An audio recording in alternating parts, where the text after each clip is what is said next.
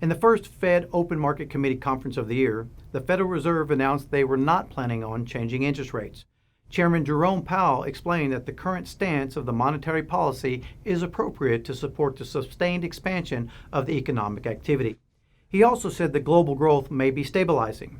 While statements like these present an optimistic view of the current economy, many believe that one specific key economic indicator may indicate otherwise, and it's one you have heard me speak about many times. It is the yield curve. Investopedia defines the yield curve as a line that plots interest rates at a set point in time of bonds having equal credit quality but differing maturity dates.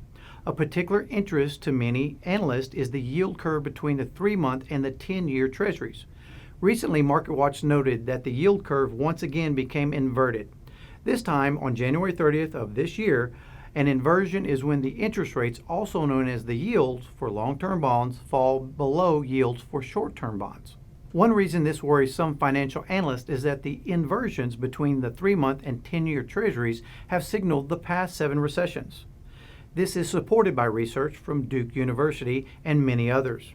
The idea behind this is when the yield on short-term duration security notes moves higher than the yield on long-term duration notes, it reflects investor skepticism about future growth. Many analysts have noted the spread between these yields has been tight recently. Many believe this could be a signal that the bond market is preparing for a recession. This may partly explain why many central banks have turned to gold in recent months. In fact, there has been a significant increase in gold holdings around the world by central banks as a move to protect their financial assets.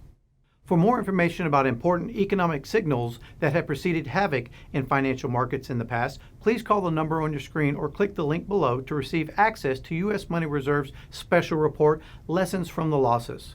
Please give us your thoughts in the comments below and share this video.